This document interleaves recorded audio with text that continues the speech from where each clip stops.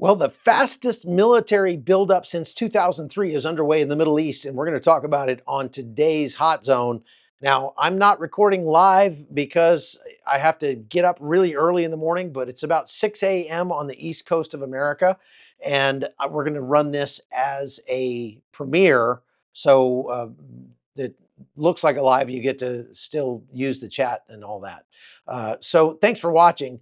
Listen, there's a lot going on today, but before we get started, I want to just talk about what I said yesterday. I have to make a correction. I had talked about that the Iranian Quds Force commander had defected to Israel. He was turned out he was, they said, a an asset for Israel. That turns out to be false. It was a cleverly worded April Fool's joke. The interesting thing about that, however, is that since they don't celebrate April Fools in Iran, I imagine it may have caused no end of consternation to the actual Quds Force commander and maybe some other IRGC higher ups in Iran. And it will be interesting to see if there's any fallout from that. But that was a mistake, my bad. And let's talk about what's happening today. So the U.S. is sending multiple carrier groups and also a guided missile sub to the Middle East. This is the USS Carl Vinson, which is redeploying from the South China Sea to the Persian Gulf. They've got the Harry S. Truman, which has been there for a while and has been sunk 19 times by the Houthis, to hear them say it. And the USS Abraham Lincoln Carrier Strike Group, with a bunch of F-35C stealth fighters, has been ordered to hurry up and get there and transit over to CENTCOM's area of responsibility. Now, they also are sending a pretty powerful message here by deploying the USS Georgia, which is an Ohio-class guided missile submarine capable of launching 154 Tomahawk cruise missiles. The Pentagon has made it clear this buildup is meant to deter Iranian retaliation for recent strikes against Hamas and Hezbollah senior leaders. Iran has responded with threats of devastating consequences should the United States forces launch on Iranian soil. Tehran has also warned that any nation hosting U.S. troops will be treated as a legitimate target in the event of a conflict. Now, they've been saying that every time since the war started in Israel, that every time Israel has struck at Iran, Iran says any country that allows Israel to overfly their country, we're going to consider to be a belligerent and we're going to shoot back against them. That would be Jordan and Saudi Arabia. They're specifically threatening there. And they never have. So I don't think that we need to worry a whole lot about them attacking other countries, but maybe they will just because they are going to be hard pressed, let's say, to strike back against the United States. About the only base where they could strike the United States is either in Iraq, the limited troops we have left in Syria, or the troops we have in Israel.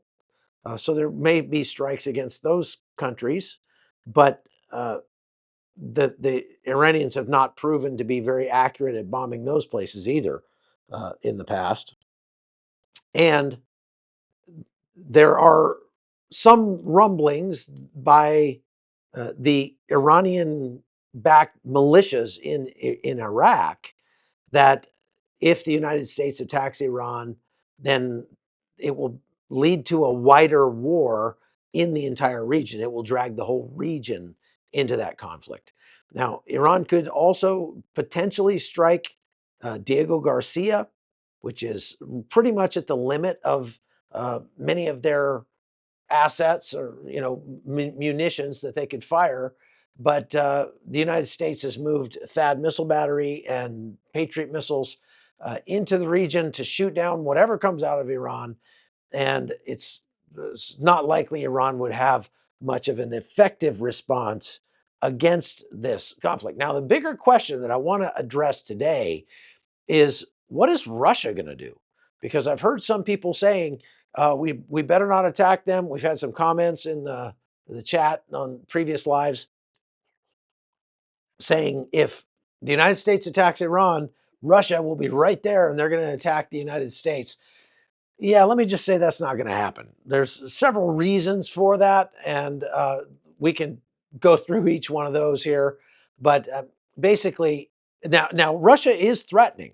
Okay, uh, they issued a grave warning today to the United States that said that any military attack would trigger a catastrophic escalation.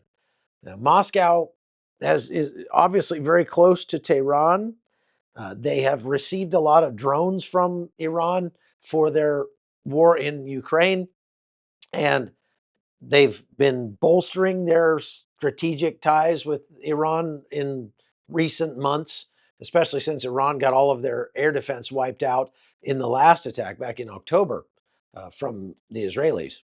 But Russia is there's a big difference between Russia talking about doing something and Russia taking military action against the United States. That's something they certainly don't want and can't afford. The war in Ukraine has pretty much tapped out their resources when it comes to their military, and they don't have the capacity to fight another war. Now, what they probably would do is engage in asymmetric war. Okay, so we're going to talk about sort of the progression of what they might do in just a second. But they are beating their chests and saying, it's going to get catastrophic if the United States attacks Iran. That does not mean that Moscow is going to attack the United States. They're not going to do that. They didn't do it in Syria when we attacked some of their targets in Syria. We killed about 300 Wagner fighters at one point in Syria who were getting a little too close to one of our bases for comfort. And so we smoked those guys, and Russia never did anything about it. We deconflicted with those guys over Syria as we were bombing ISIS and they were bombing ISIS to make sure that we didn't accidentally bomb each other at some point.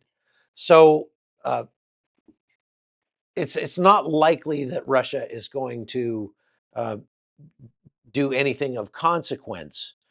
Now we'll talk about what they could do that could be costly to the United States that we need to be aware of. But before that, let's just talk about what the Israeli Air Force has been up to in Syria because this ties into that. Now, you know that Turkey helped HTS take over Syria, kick out Bashar al Assad. Now, Turkey is strengthening their ties with HTS. The HTS is the illegitimate government that took over Syria, most of Syria. And they are Sunni, they are Al Qaeda slash Islamic State guys. They're not good people.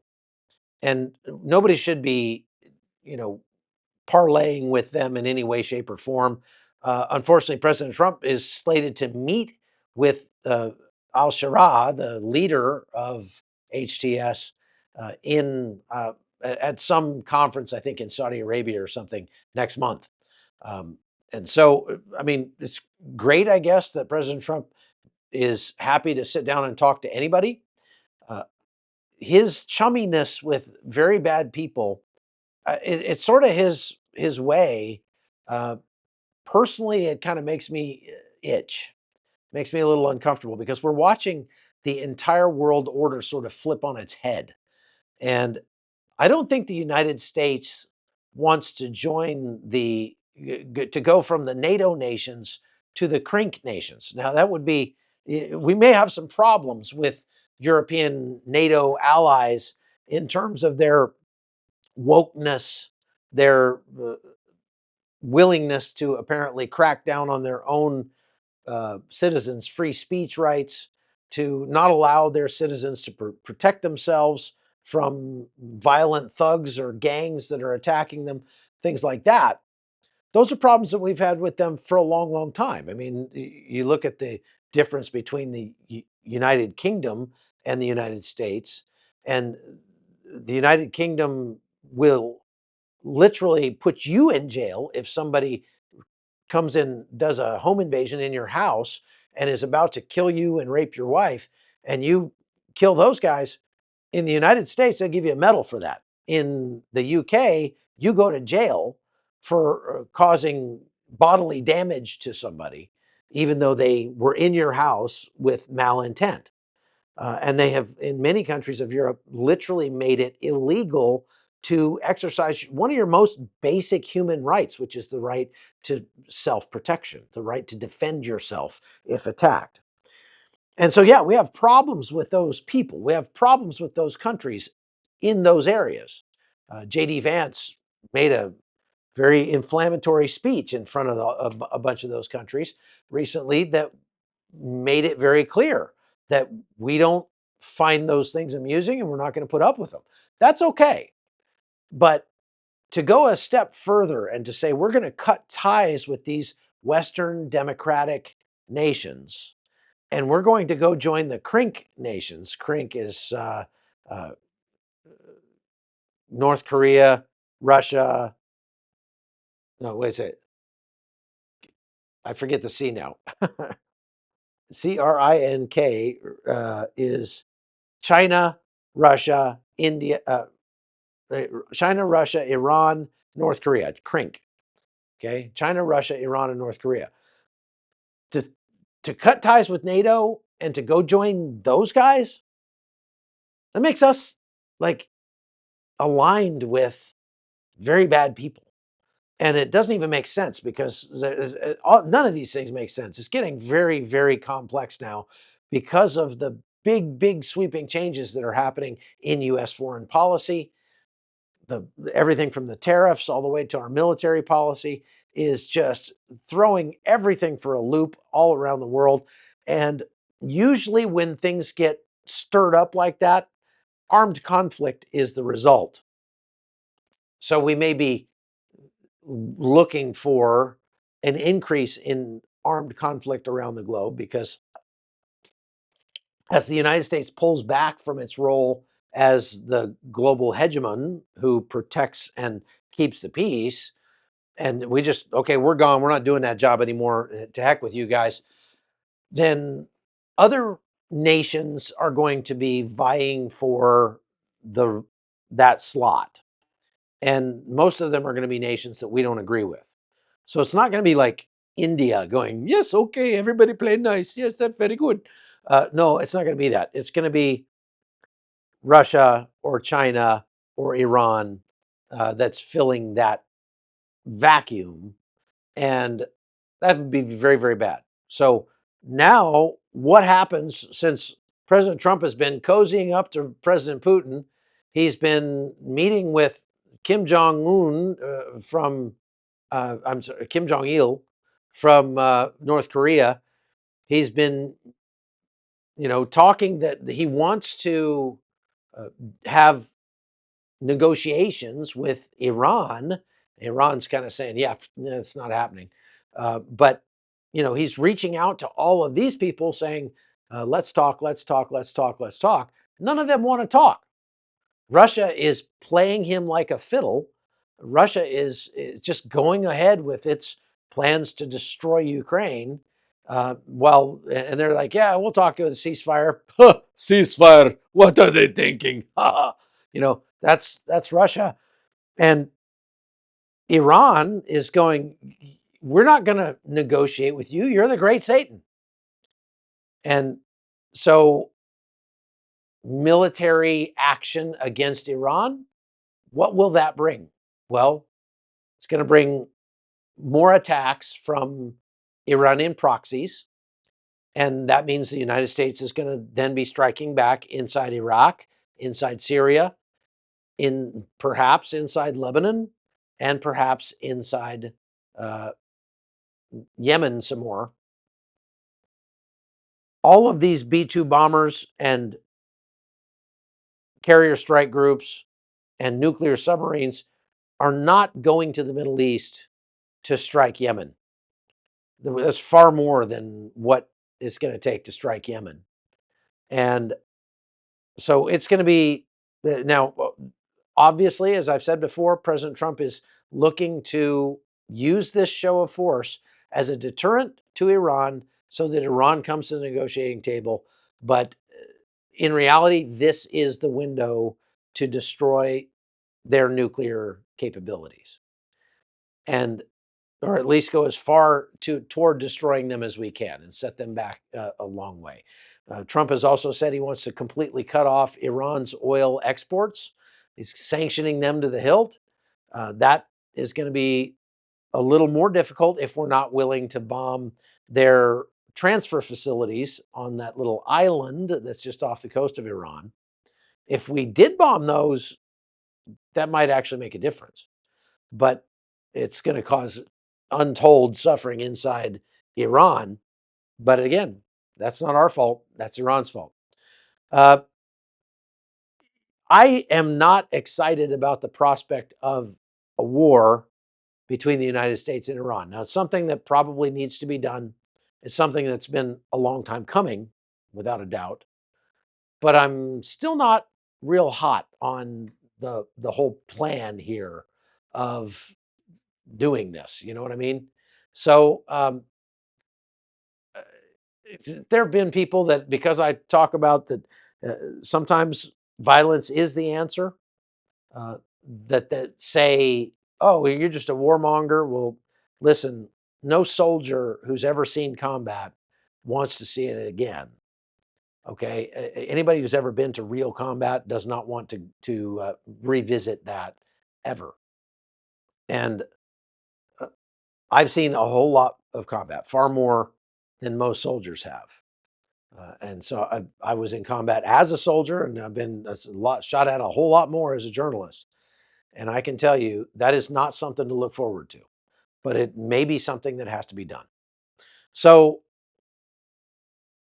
in uh, Syria, there's a brewing conflict at the same time between Israel and Turkey. As I mentioned yesterday, Israel has been bombing all of the sites that Turkey wants to take over and turn into bases.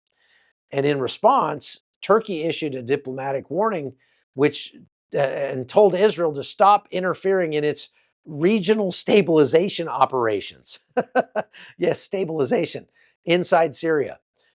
President Erdogan wants an air base in Damascus or near Damascus. That would put him minutes from Israel, and it would make the possibility of a conflict between Turkey and Israel about 1,000 times more likely. And so Israel is saying, no, we're not going to let that happen. We're going to continue to destroy anything that we perceive to be a threat.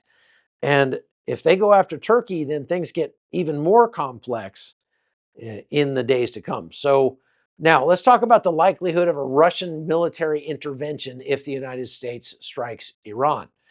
First of all, full-scale intervention, troops and airstrikes and things like that, um, that's extremely low.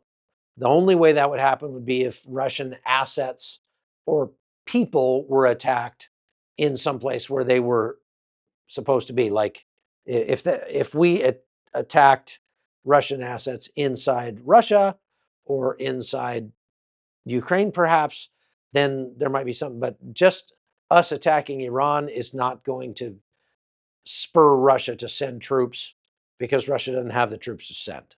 It's just not going to happen. Now, cyber retaliation, that's a fairly high possibility. They're already looking for ways to disrupt American economic life and everything else. And it's, according to a book I read recently, it's very, very likely that Russia already has zero-day exploits hidden inside American software in our everything from our stoplights to our hydroelectric plants and dams, irrigation, to, I mean, you name it, all sorts of stuff that runs on software. So there is a possibility that we see some massive cyber attack like they performed in Ukraine in 2014. Um, the likelihood that Russia supplies Iran with more advanced weapons like S-400 anti-air defense, uh, well, that's pretty high. I think they're already doing that to some extent. And they may provide them with more. After all, Iran is kind of their golden goose because they get a lot of their Shahed drones from Iran, although they're building a bunch of them now in Russia, so they probably could do without the ones from Iran. But even still, they probably would uh, transfer some military hardware to Iran to help them defend themselves.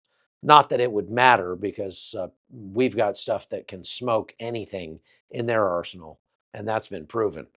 Now, would they deploy their navy to the Persian Gulf? There's a possibility that happens. Uh, a possible show of force, that would be limited risk of direct conflict because it'd just be Russian ships posturing out there. They actually did a naval exercise in March with Iran, China, and Russia, and they did it just offshore of Iran in near the Straits of Hormuz. So these are military, full-on military exercises between the three countries, and believe me, that would not translate to an actual fighting force uh, in 99.99% of the possible future trajectories out there right now. I mean, it's just China and Iran and Russia are not at this point going to be joining forces and fighting the United States militarily. Just not going to happen. But they may come and posture and float around in their ships and make a nuisance of themselves or something. Now, diplomatic escalation is already underway. That is the Russians making a complaint to the United Nations, um, forming a tighter multipolar alliance than they already have with countries like, say, India or Azerbaijan or something like that. Now, this is where it gets really, really complicated. Uh, the Middle East is on a razor's edge right now.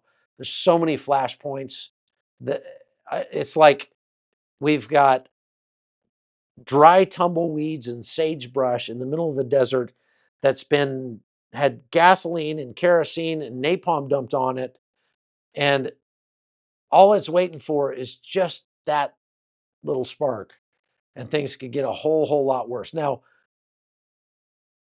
the United States striking Iran might actually be a pressure relief valve because, again, those other countries, China and Russia, they're going to complain, but they're likely not going to do much about it, at least directly.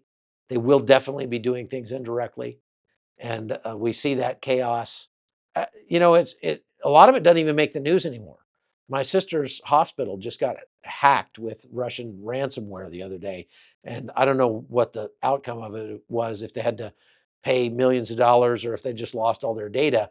But those kinds of attacks are coming out of Russia every single day and affecting companies and public utilities across the United States. And many times you just don't hear about it unless it affects you directly. So we got enough problems on our hands, but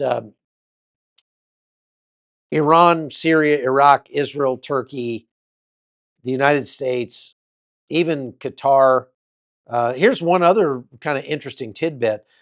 There is an annual exercise that is put on by the Greeks in Western Greece for air forces from around the world to come together and train together. And they just had that uh, or it's actually ongoing right now. And you've got United States Air Force there. You've got Greek Air Force. You've got Turkish. I'm sorry, not Turkish Air Force. You've got UAE, Qatar. Qatar has their Air Force there. The Israelis have their Air Force there, and a bunch of other countries, Morocco, and stuff like that. But I thought it was really interesting that the UAE, Qatar, and the Israelis are all training together because those people are not allies.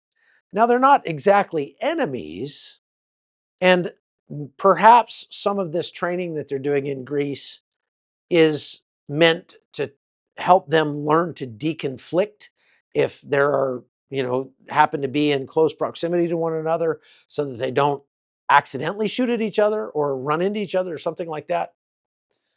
And it just bears mentioning. That's all. It's just kind of interesting, extra little bit of complexity in this whole conflict. And it's kind of one of those things that makes you scratch your head and go, who thought that one up?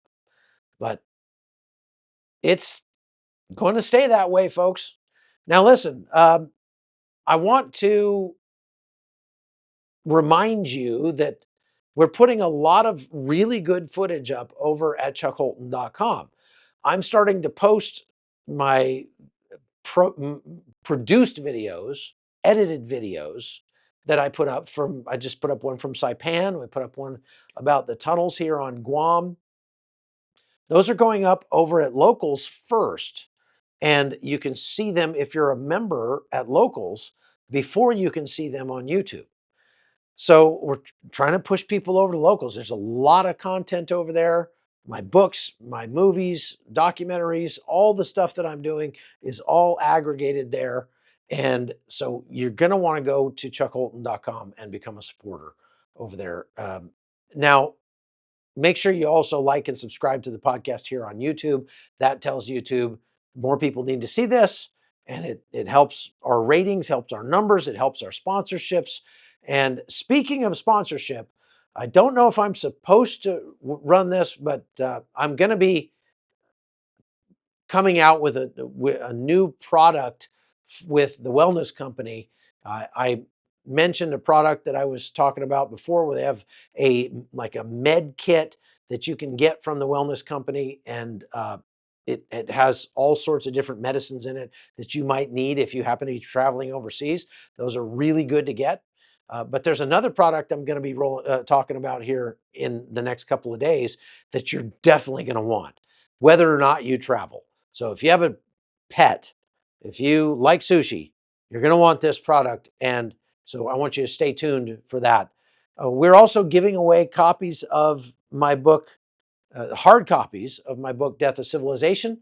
Uh, and so you have to go over to chuckholton.com and you can see the post pinned to the top there about that. And we got a lot more great stuff coming up. So stay tuned. Thanks for watching. I'm Chuck Holton. And you may not hear from me for a couple days because I'm going to be on airplanes headed home. And I can't wait to get home and just sleep in my own bed for once. All right. God bless you. We'll see you later. Bye.